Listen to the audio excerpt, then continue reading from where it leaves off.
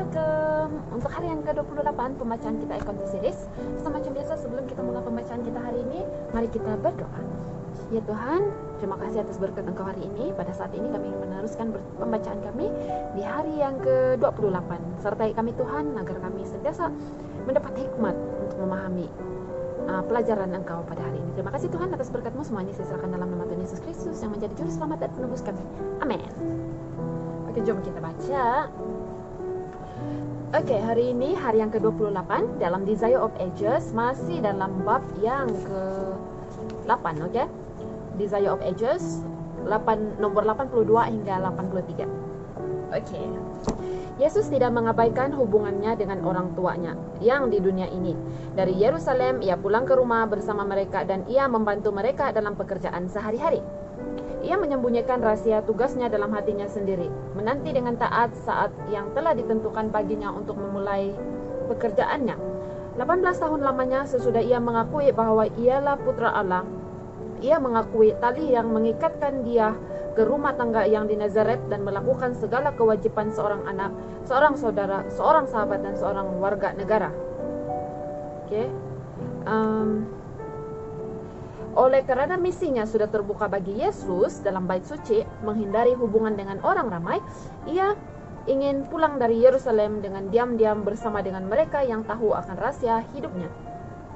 Oleh upacara Paskah, Allah sedang berusaha hendak memanggil umatnya keluar dari segala kesusahan duniawi serta mengingatkan mereka akan segala perbuatannya yang ajaib dalam kelepasan mereka dari Mesir.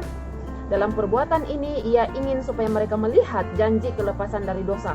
Sebagaimana darah anak domba yang disembelih itu melindungi rumah tangga Bani Israel, demikian juga darah Kristus hanya apabila oleh percaya mereka membuat hidupnya menjadi hidup mereka sendiri. Akan ada rahmat dalam upacara-upacara simbolis, hanya apabila ditunjukkan orang-orang yang berbakti itu kepada Kristus sebagai juru selamat pribadi mereka. Allah menghendaki agar mereka dituntun ke arah penyelidikan serta renungan yang disertai doa tentang tugas Kristus. Tetapi sesudah orang banyak itu meninggalkan Yerusalem, kegembiraan sepanjang perjalanan dengan percakapan pada teman-teman memenuhi perhatian mereka sehingga upacara yang baru mereka saksikan itu dilupakan. Juru selamat tidak tertarik kepada rombongan mereka itu.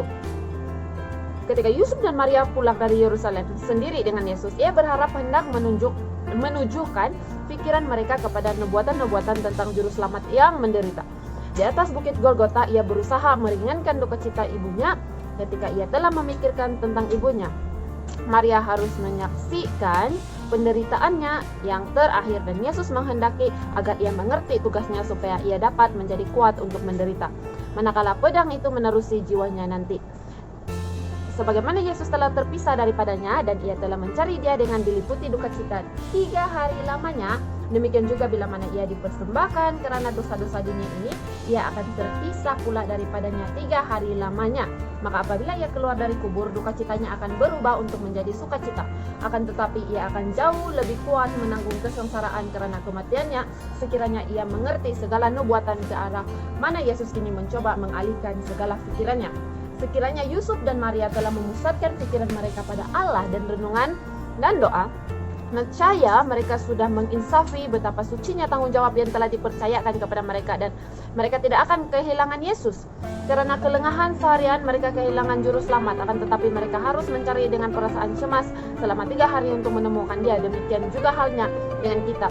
Dengan perkataan sia-sia, fitnah atau kelalaian berdoa, mungkin kita pada suatu hari kehilangan hadirat juru selamat, lalu mungkin memerlukan berhari-hari lamanya untuk mendapat dia dengan bersusah payah seperti memperoleh kembali damai yang telah hilang dari kita.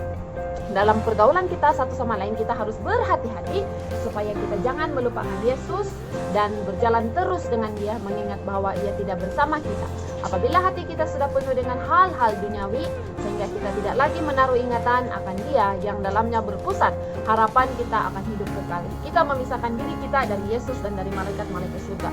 Makhluk-makhluk suci tidak dapat tinggal di tempat hadirat Yesus yang tidak diingini dan ketiadaan hadiratnya tidak diperhatikan.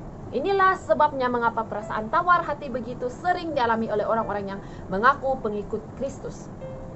Banyak orang menghadiri acara kebaktian dan mereka disegarkan serta dihiburkan oleh firman Allah. Tetapi oleh kelalaian dalam mengadakan renungan dalam hal berjaga dan berdoa, mereka kehilangan berkat dan merasa diri mereka lebih hampa daripada sebelum mereka mendapatkannya. Acap kali mereka merasa bahwa Allah telah berlaku keras terhadap mereka. Mereka tidak melihat bahwa kesalahan itu adalah pada pihak mereka sendiri. Dengan menjauhkan diri dari Yesus, mereka tidak menutup pintu bagi cahaya hadiratnya. Alangkah baiknya kalau kita menggunakan waktu sejam lamanya setiap hari untuk merenungkan kehidupan Kristus. Kita harus merenungkannya satu persatu serta membiarkan angan-angan kita membayangkan setiap peristiwa, terutama peristiwa-peristiwa terakhir. Kalau kita memikir-mikirkan pengorbanannya yang besar itu untuk kita, keyakinan kita padanya akan semakin mantap. Kasih kita dihidupkan dan kita akan makin penuh dengan rohnya. Kalau kita mau diselamatkan kelak, kita harus mempelajari pelajaran pertobatan dan kerendahan hati di kaki salib. Sementara kita bergaul bersama, kita dapat menjadi berkat bagi satu sama lain. Kalau kita memilih Kristus, pikiran-pikiran kita yang paling manis ialah tentang Dia. Kita akan suka berbicara tentang Dia, maka sementara kita berbicara kepada satu sama yang lain tentang kasih-Nya, hati kita pun akan dihaluskan oleh pengaruh ilahi. Oleh memandang keindahan tabiatnya, kita akan menjadi serupa dengan gambarnya dalam kemuliaan yang semakin besar. 2 Korintus 3 ayat 18. So, ya sampai di sini saja pembacaan kita hari ini. So, jangan kita lalai untuk berdoa kepada Tuhan, untuk belajar tentang firman Tuhan, untuk mendekatkan diri kita dengan Tuhan setiap hari, oke? So, mari kita berdoa. Ya Tuhan, terima kasih karena Engkau sudah menyertai kami sepanjang pembacaan kami sebentar tadi. Kami sangat bersyukur atas pelajaran firman Engkau hari ini, karena itu sangat mengingatkan kami untuk tidak melupakan Engkau, tidak lupa untuk berdoa, tidak lupa untuk merenungkan hal Engkau sekurang-kurangnya sejam setiap hari. Terima kasih Tuhan atas peringatan yang begitu indah, sebab kami perlukan Engkau setiap saat dalam hidup kami, setiap masa dalam hidup kami, untuk teruskan hidup kami, teruskan menjadi terang kepada semua orang. Terima kasih Tuhan karena Engkau sudah bersama dengan saya dan semua yang menonton video ini dan mendengar firman-Mu ini hari ini. Ampunkan segala dosa pelanggaran kami. Semua ini saya serahkan dalam nama Tuhan Yesus Kristus yang mati di kayu salib sebagai korban yang hidup. Amin. So, terima kasih semua. Bye.